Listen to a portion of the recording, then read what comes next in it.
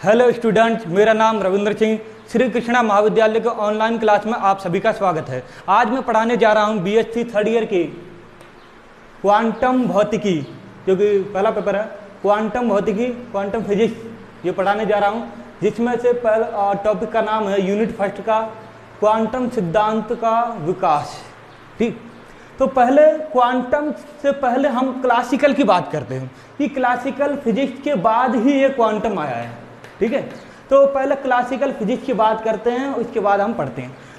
पहले क्या होता था, 19वीं शताब्दी के अंत तक 19वीं शताब्दी के अंत तक ऐसा लगता था कि भौतिक के सारे नियम 19वीं शताब्दी तक ऐसे लगता था कि भौतिकी के जितने भी नियम दिए साइंटिस्ट ने, जो क्वांटम तो बाद में आया, जितने भी नियम दिए सारी घटनाओं के लिए पर्याप्त है। जैसे कि कण की अगर बात की जाए तो वो न्यूटन के नियम को फॉलो करेगा। 19वीं शताब्दी तक की बात कर रहा हूँ। अगर कण की बात की जाए तो न्यूटन के नियम को फॉलो करेगा। अगर विकिरण की बात की जाए तो मैक्सवेल के नियम को फॉलो करेगा। ठीक, तो ये दोनों ये साइंटिस्ट ने दे दिए। सबको लगता था कि हाँ ठीक है, इतने नियम से सारे भौतिक के जितने भी घटना होंगी सब इन्हीं नियम से फॉलो हो जाएगा। लेकिन ये दोनों जो नियम है ये क्लासिकल फिजिक्स कहलाते हैं। ये जो नियम है ये आपके दोनों ये क्लासिकल फिजिक्स कहलाते हैं पूरे। ये जा रहे 19वीं शताब्दी तक के जितने भी फिजिक्स हैं ये आपके कहलाते हैं क्लासिकल फिजिक्स। लेकिन कुछ घटना ऐसी हुई, जैसे कि आपका प्रकाश विद्युत प्रभाव, दूसरा होगा अपना कॉम्पटन प्रभाव, तीसरा आपका कृष्ण का विकिरण में ऊर्जा वितरण का नियम, ये बता दूंगा आगे कैसे। और जितने बहुत सारी घटनाएं घटी ये शुरुआत में 19वीं शताब्दी के, आज अगला हो गया 20वीं शताब्दी में। 20वीं शताब्दी में ये घटनाएं घटने लगी जो क्लासिकल फिजिक्स के नियम फॉलो नहीं हो रहे थे। यानी कि इन घटनाओं को क्लासिकल फिजिक्स नहीं समझा पा रहा था। इन घटनाओं को क्लासिकल फिजिक्स बिल्कुल फेल हो गया था कि ये तो बिल्कुल गलत है, क्लासिकल नहीं है। तो सारे साइंटिस्ट जितने भी कर रहे थे वो बड़ी चिंता में आ गए थे, बहुत टेंशन हो गई थी। अरे ये सारी घटना क्लासिकल से हो जानी चाहिए थी। लेकिन अब क्या हो गया, तो इसके बाद जैसे जैसे ये पहला टॉपिक है ना, ये वाला कृष्णिका विकिरण में सबसे पहले शुरुआत यहाँ से हुई थी।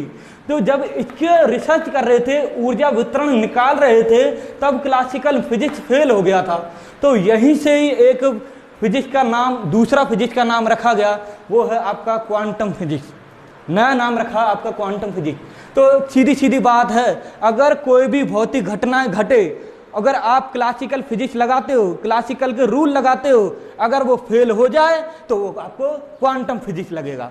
यानी क्लासिकल फेल हो गया, क्वांटम लगेगा। अगर क्लासिकल लग रहा है तो लगने दो, अगर क्लासिकल से सही हो रहा है तो ठीक है, कोई दिक्कत नहीं, क्वांटम को यूज मत करना। लेकिन क्लासिकल अगर फेल हो जाता है तो वहां पर आप क्वांटम यूज करोगे। ठीक है, तो क्वांटम की शुरुआत कैसे हुई?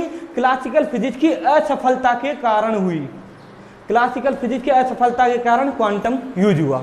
ठीक है, तो सबसे पहला टॉपिक मैंने ये लिखा कृष्णिका विकिरण, क्योंकि यहीं से शुरुआत हुई थी क्वांटम की। इसी टॉपिक से शुरुआत हुई थी जब ये साइंटिस्ट इस पर रिसर्च कर रहे थे और इनका जो हम ग्राफ बना रहे थे, ऊर्जा वितरण निकाल रहे थे, तो वहां पर क्लासिकल फिजिक्स फेल हो गया था। ठीक है, तो हम देखेंगे इस ब्लैक बॉडी रेडिएशन में क्लासिकल फिजिक्स फेल हो जाता है और वो कहाँ पर होता है, ये सब हम बाद में बात करेंगे। पहले ये देखते हैं कि वाह ब्लैक बॉडी होता क्या है, ये ब्लैक बॉडी क्या होता है ये देखना होगा। ठीक है, तो सबसे पहले शुरुआत करते हैं। आपको कोई भी ऑब्जर्व, जैसे कि ये कोई दो वस्तु हैं, ये हो गए आपकी काली वस्तु, ये हो गए आपके लाल वस्तु, है ना, कोई भी है, ये लाल वस्तु या काली वस्तु। आपको ये लाल जो ढक्कन है कैसे दिखाई दे रहा है? ये दिखाई तभी देता है जब सूर्य से आने वाली प्रकाश की किरणें यहां पर टकरा करके, यहां से टकरा के अपना पर्टिकुलर कलर, यानी अपना विशेष कलर, जो कि ये दे रहा है अपन को लाल कलर, तो ये लाल कलर निकालता है हमारी आंखों तक। तो ये आंखों तक पहुंचते ही हमें ये दिखाई देती है ये ढक्कन है और लाल कलर का है।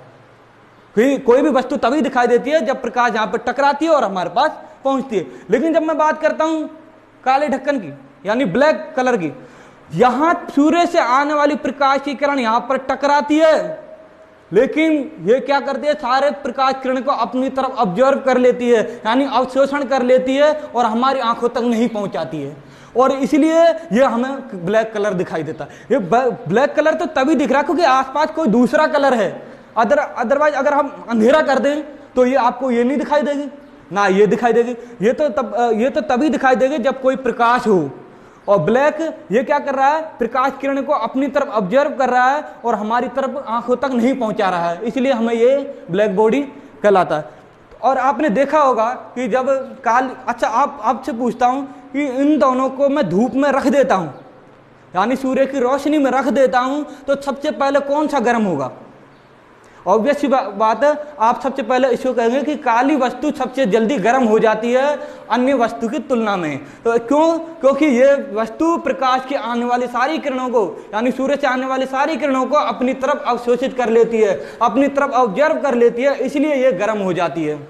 तो सीधी बात है कि सूर्य से आने वाली प्रकाश की किरणें, जैसे हमने 3 वस्तु रख लिए, 3 वस्तु में देखो, एक पहला ये रख लिया दर्पण, दूसरा कोई अन्य वस्तु रखा जैसे कि ब्लैक के अलावा कोई भी, ठीक है, तीसरा हमने ये ब्लैक रख लिया।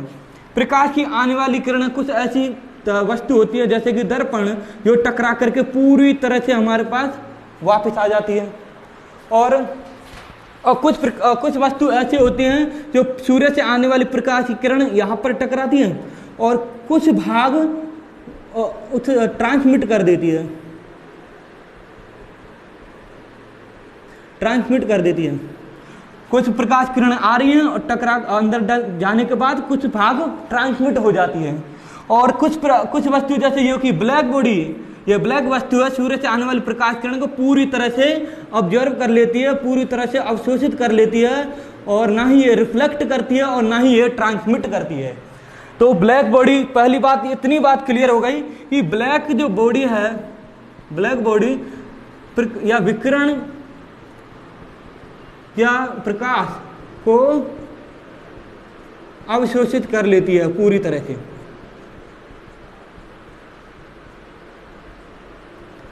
पहली बात ये क्लियर हो गई, ये दिमाग में रखना, काली वस्तु प्रकाश या विकिरण को अवशोषित कर लेती है, पहली बात क्लियर हो गई। अब आगे चलते हैं। यहां पर देखो, ब्लैक बॉडी, कोई भी वस्तु हो, कोई भी वस्तु प्रकाश, सूर्य से आने वाली प्रकाश की किरणों को क्या कर लेती है, अवशोषित कर लेती है। इनका अवशोषण गुणांक ये बताता है कि सूर्य से आने वाली प्रकाश की किरणें कितना भाग अवशोषित कर लिया और कितना भाग ये परावर्तित कर दिया, यानी इनमें से उत्सर्जन कर दिया, वो आपका अवशोषण गुणांक कहलाता है। अगर आपका अवशोषण गुणांक किसी भी वस्तु का 20% है तो इसका मतलब ये हुआ कि ये वस्तु, कोई भी अन्य वस्तु, सूर्य से आने वाली प्रकाश की किरणें या फिर कोई विकिरण 20% तो अवशोषित कर लेती है, बाकी 80% निकाल देती है। अगर ये 40% हो तो 40% अवशोषित कर लेती है, 60% निकाल देती है, ठीक है। लेकिन ब्लैक बॉडी में क्या होता है, ब्लैक बॉडी में 100% प्रकाश को अवशोषित करने की क्षमता होती है।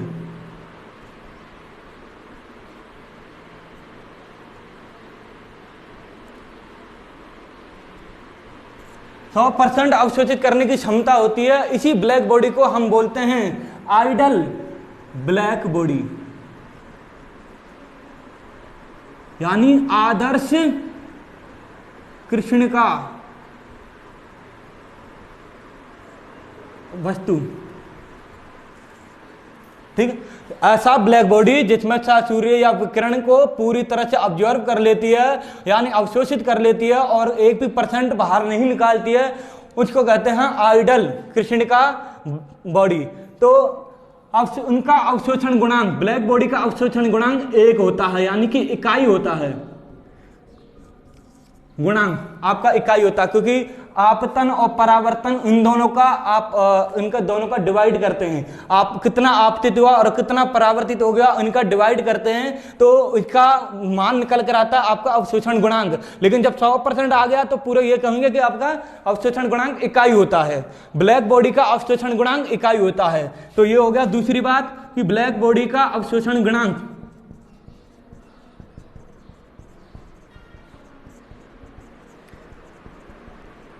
क्या होता है, इकाई, एक होता है कृष्णिका, ठीक है, यानी कि ये सारी प्रकाश को ऑब्जर्व कर लेती है।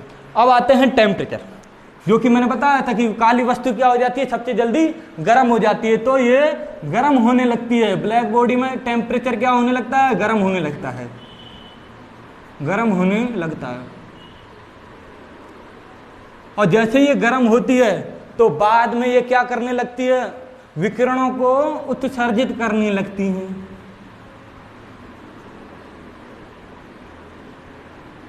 बाद में जब ज़्यादा ये गर्म हो जाए, क्योंकि ये भी ठंडा होने की कोशिश कर रहे हैं, विकिरणों को उत्सर्जित करने लगती है। अब आपसे ये सवाल आता है कि सर ये विकिरण को उत्सर्जित कर रहा है तो हमें ये काली वस्तु हमको क्यों दिखाई दे रही है, या मतलब आप जो कह रहे हैं कि भाई ये ब्लैक बॉडी हमारे पास आंखों तक नहीं पहुंच रही है, आप तो कह रहे हैं, लेकिन मैं अब क्या कह रहा हूं कि विकिरण को उत्सर्जित भी करने लगता है, पर इसलिए क्योंकि वो उसी वक्त तुरंत हमारे पास नहीं पहुंचता। प्रकाश आती है, विकिरण आती है, अवशोषित कर लेती है, तुरंत हमारे पास नहीं आती, इसलिए ये वस्तु थोड़ी दिखाई नहीं देती, यानी ये काली वस्तु दिखाई देती है। और विकिरण जरूरी नहीं, आप देखा होगा अपने ग्राफ में कुछ विकिरण होते हैं जो हमको दृश्य होता है, जो विजिबल होता है, हमको दिखाई देता है, जैसे कि पराबैंगनी किरण है, ये हमें दिखाई देती हैं, लेकिन गामा किरण, एक्स किरण ये हमको दिखाई नहीं देती। तो कुछ बॉडी ऐसे इन विकिरणों को भी उत्सर्जित करती हैं जो हमें दिखाई नहीं देती। तो कहने का मतलब हुआ कि ब्लैक बॉडी गर्म होने के बाद ये विकिरणों को उत्सर्जित करने लगता है। ऐसा कब होता है, जैसे कि ये हमारा पास पेन है, इसको मैं गर्म कर देता हूँ, गर्म करने पर क्या होता है कि बाहर का वातावरण का जो टेम्परेचर है और इसका टेम्परेचर बाहर वाले की तुलना में कहीं ज़्यादा है, और जैसे ये ज़्यादा हुआ तभी ये विकिरण को उत्सर्जित करने लगेगा। जैसे अपन मोमबत्ती जलाते हैं, मोमबत्ती के उत्पत्ति पर क्या होता है, हमने माचिस से जला दिया तो वो गर्म होने लगा, और वो इतना गर्म हो गया कि आसपास के वातावरण से कहीं ज़्यादा गर्म है, और गर्म होने के बाद ये विकिरणों को उत्सर्जित करने लगा। और वो विकिरण कौन से हो गए, प्रकाश की रोशनी हो गई। तो ये कहने का मतलब है कि विकिरण तभी उत्सर्जित हो सकता है जब बाहर वाले की टेम्परेचर की तुलना में इसका टेम्परेचर ज्यादा हो, इसका टेम्परेचर ज्यादा हो तभी ये विकिरणों को उत्सर्जित करने लगता है। तो कहने का मतलब है, तीसरा पॉइंट ये हो गया कि ब्लैक बॉडी विकिरणों को उत्सर्जित भी करती है।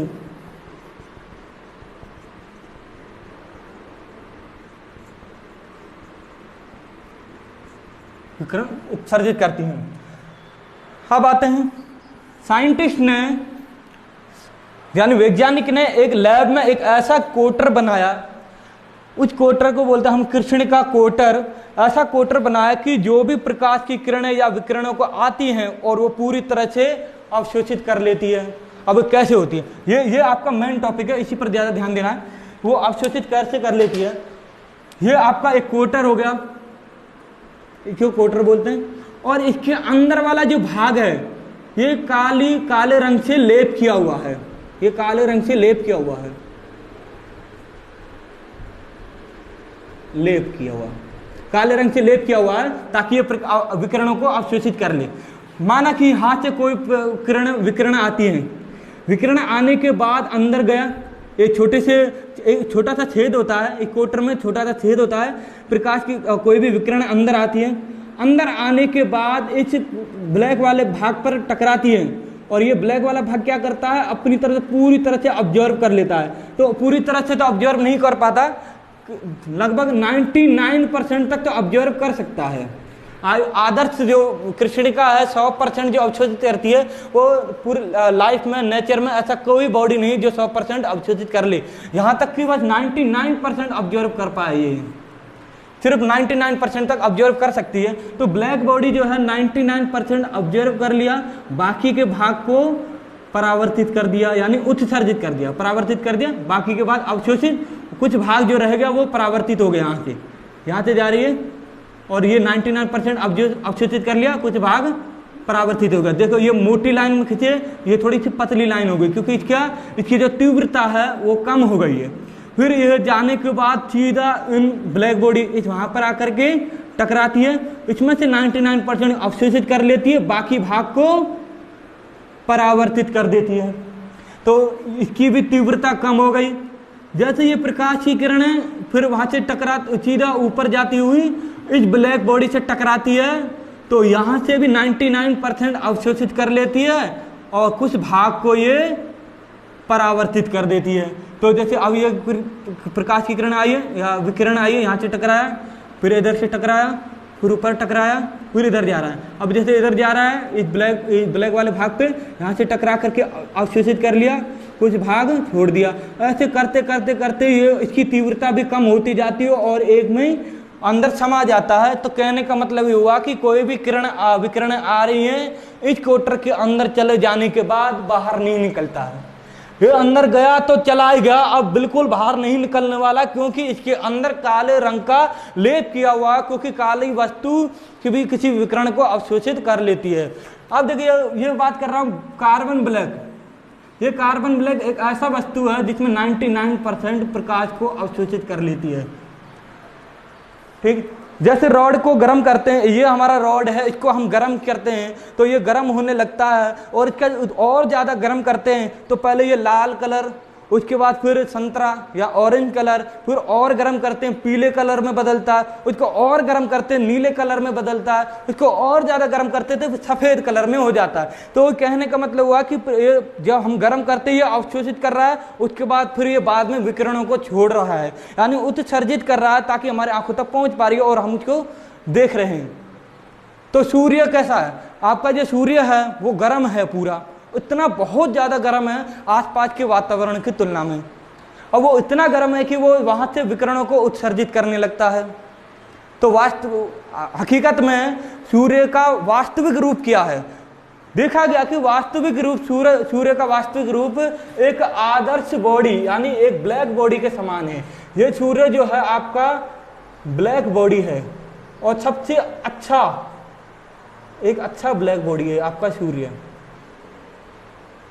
सूर्य जो है एक अच्छा ब्लैक बॉडी है जो प्रकाश को अवशोषित कर ली, उसके विकिरणों को छोड़ने लग रहा, उत्सर्जित कर रहा है, ये एक अपना ब्लैक बॉडी हो गया। तो यहाँ के बाद फिर कृष्ण का विकिरण, तो ब्लैक बॉडी क्या करती हैं? अवशोषित कर लेती हैं। उसके बाद ये अवशोषित कर लिया, उसके बाद ये गर्म हो गया, गर्म होने के बाद ये कुछ क्या करने लगती हैं? बाद में विकिरणों को उत्सर्जित करने लगते हैं।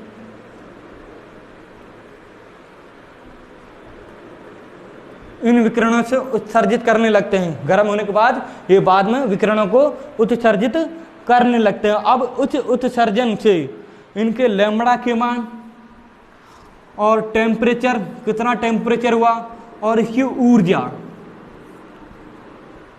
इनका ग्राफ बनाया गया। प्रैक्टिकली इनका ग्राफ बनाया गया कि कितना कितना भाग निकल रहा है, कितना कितना भाग अवशोषित हो रहा है, ये सारे हमने ग्राफ बनाए। वो ग्राफ क्लासिकल मैकेनिक्स से मैच नहीं कर रहा था। जो ग्राफ जो बनाया गया वो क्लासिकल मैकेनिक्स से बिल्कुल मिल ही नहीं रहा था, क्योंकि क्लासिकल मैकेनिक के हिसाब से कुछ और आना चाहिए था, लेकिन इसमें कुछ और आ रहा था। यही वजह था कि क्लासिकल मैकेनिक्स के फेल होने का। इसी वजह से इन रिसर्च की वजह से क्वांटम सिद्धांत यानी क्वांटम भौतिकी का जन्म हुआ। अभी शुरुआत हमने सिर्फ क्वांटम भौतिकी के बारे में बताया, उसका जन्म कैसे हुआ। इसके बाद फिर आगे लेक्चर में हम बताएंगे कि इसके ग्राफ पे क्या कमी आई थी और ये कैसे फेल हुआ था और इसके लिए कैसा ग्राफ बनना चाहिए और प्रैक्टिकल में कैसा ग्राफ आ रहा था। तो आज के लिए इतना, धन्यवाद, थैंक यू।